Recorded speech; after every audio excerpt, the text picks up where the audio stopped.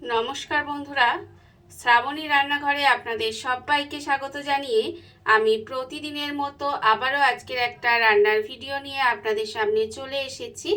আজকের আমি আপনাদের চিংড়ি মাছের মধ্যে অল্প একটু পাঁচফোড়ন দিয়ে একটা অসাধারণ রেসিপি বানিয়ে দেখাবো।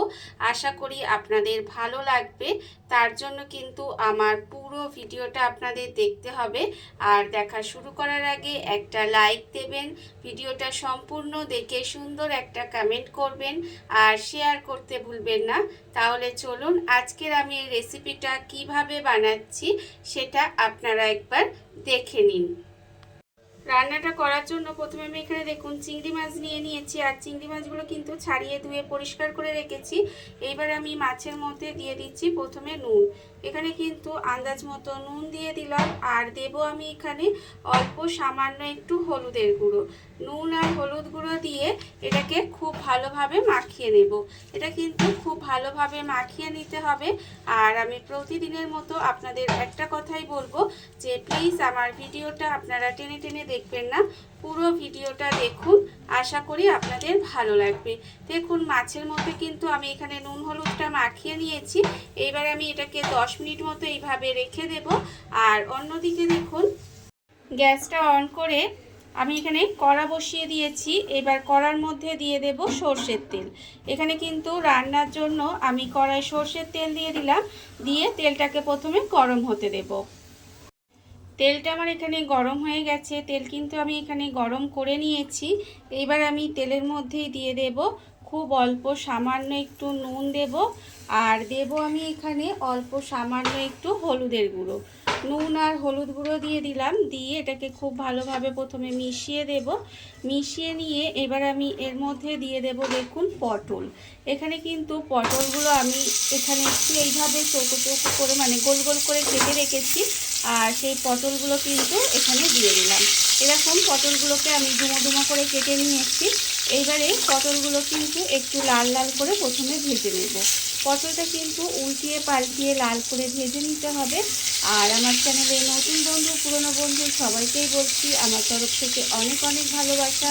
নতুন বন্ধুদের বলবো যদি আমার চ্যানেলটা সাবস্ক্রাইব করেন তাহলে পাশে থাকা বেল বাটনটা অবশ্যই প্রেস করে দেবেন, যাতে আমি যখনই কোনো নিত্য নতুন ভিডিও আপলোড করব সবার প্রথমে আপনাদের কাছে নোটিফিকেশান চলে যাবে এবং আপনারা আপনাদের সময় মতো ভিডিওটা দেখে নিতে পারবেন।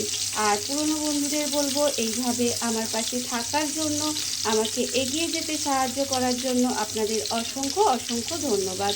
দেখুন আমি কিন্তু পটলগুলোকে একটু উল্টিয়ে পাল্টিয়ে লাল লাল করে প্রথমে একটু ভেজে নিচ্ছি। পটলগুলো আমার এখানে ভাজা হয়ে গেছে। পটলগুলো কিন্তু আমি উল্টিয়ে পাল্টিয়ে একটু লাল লাল করে ভেজে নিয়েছি। আর এইভাবেই কিন্তু পটলটা প্রথমে ভেজে নিতে হবে। এইবারে দেখুন পটলটা আমি আলাদা করে তুলে রেখে দেব। পটলটা আমি আলাদা করে তুলে রেখে দিয়েছি। আর এর মধ্যে যেহেতু নুন আর হলুদ আছে সেই জন্য আমি এর মধ্যে দিয়ে দেবো এবার আলু। এখানে কিন্তু একটা আলুকে এইভাবে একটু লম্বা লম্বা করে কেটে রেখেছি, সেই আলুটাও কিন্তু এর মধ্যে দিয়ে দিলাম। দিয়ে আলুটাকেও কিন্তু লাল করে ভেজে নিতে হবে। আপনারা হয়তো ভাবছেন যে এটা আমি হয়তো পটল চিংড়ি বানাচ্ছি, কিন্তু না, এটা পটল চিংড়ি না। এটা একটু অন্যরকমভাবে একটু নতুন রকমভাবে আজকে রেসিপিটা আপনাদের দেখাবো। সম্পূর্ণ দেখতে থাকুন, আশা করি আপনাদেরও ভীষণ ভীষণ ভালো লাগবে। আর এই গরমে তো পটলটা এখন উঠে গেছে, এইভাবে একদিন হলেও রান্নাটা আপনারা করে দেখবেন। আশা করি আপনাদেরও কিন্তু ভীষণ ভীষণ ভালো লাগবে। দেখুন এখানে কিন্তু আলুটাকে আমি এখানে লাল লাল করে ভেজে নিচ্ছি। আর যতক্ষণ এখানে আলুটা ভাজছি ততক্ষণ দেখুন আমি এখানে অন্যদিকে একটা মশলা রেডি করব। তার জন্য আমি নিয়েছি আদা। এখানে একটু আদা নিয়েছি, আর নেব এখানে কাঁচা লঙ্কা, দুটো কাঁচা লঙ্কা নিয়ে নিয়েছি ঝালের জন্য। আর নেব এখানে পাঁচফোড়ন।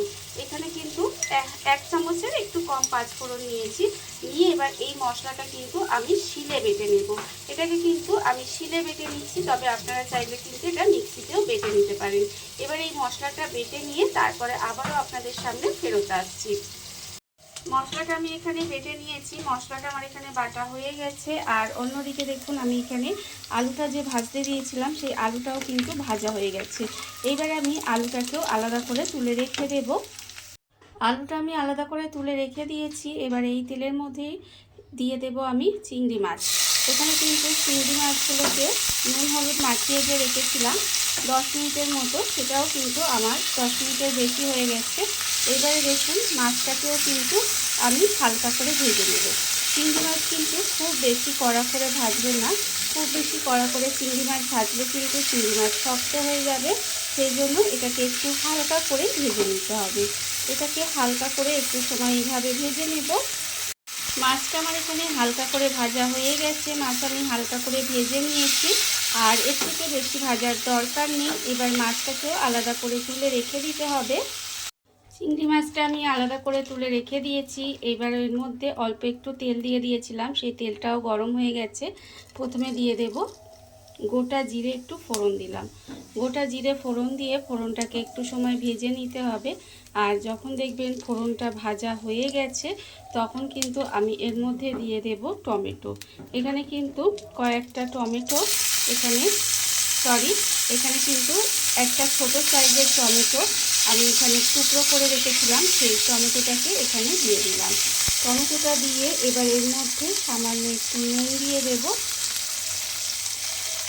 নুন দিয়ে এখানে কিন্তু একটু সময় টমেটোটাকে রান্না হতে দেব। আর এই সময় আমি কিন্তু এর মধ্যে দিয়ে দেব যে মশলাটা আমি এখানে বেটে রেখেছিলাম, সেই মশলাটাও কিন্তু এর মধ্যে দিয়ে দিলাম। দিয়ে এবার এই সস সঙ্গে কিন্তু মশলাটা খুব ভালোভাবে একটু কষিয়ে নিতে হবে। মশলাটা কিন্তু একটু ভালোভাবে একটু কষিয়ে নেব। মশলাটা কিন্তু আমি এখানে একটু সময় কষিয়ে নিয়েছি। আর নুনটা দেওয়ার ফলে কিন্তু এখানে দেখুন টমেটোটাও নরম হয়ে যাচ্ছে। এবার আমি এর মধ্যে দিয়ে দেব, প্রথমে যেহেতু একটু নুন দিয়েছিলাম আরও একটু নুন দিয়ে দেব। নুনটা কিন্তু বুঝে দিতে হবে। এবার দেব আমি এখানে হলুদের গুঁড়ো, আর দেব আমি এখানে লঙ্কার গুঁড়ো। লঙ্কার গুঁড়োটা অল্প দেব, তার কারণ যেহেতু কাঁচা লঙ্কা দিয়েছি ঝালের জন্য অল্প একটু লঙ্কার গুঁড়োও দিলাম এখানে। আর দেব এখানে স্বাদের ব্যালেন্সের জন্য সামান্য একটু চিনি। এবার এর মধ্যে অল্প সামান্য একটু জল দিয়ে দেব। মশলার বাটিটা ধুয়ে জল দিয়ে মশলাটাকে সুন্দর করে এবার কষিয়ে নিতে হবে। তেল ছাড়া পর্যন্ত কিন্তু মশলাটাকে এবার ভালো করে প্রথমে কষিয়ে নেব। এইভাবে কিন্তু একটু কষিয়ে নিতে হবে।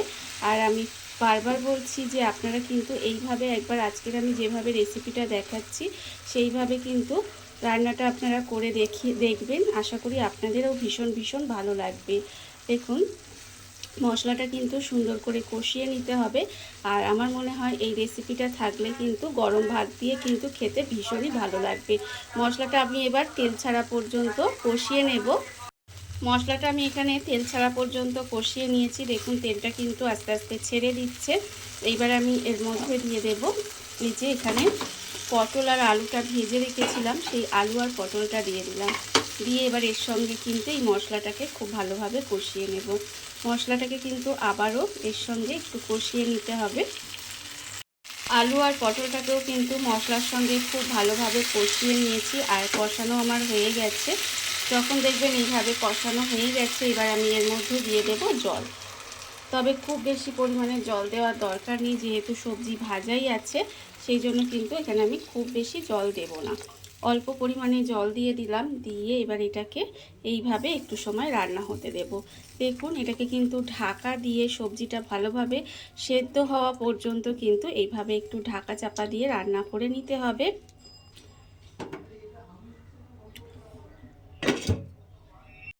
ঢাকা দিয়ে আমি কিছুক্ষণ এইভাবে একটু রান্না হতে দিয়েছিলাম।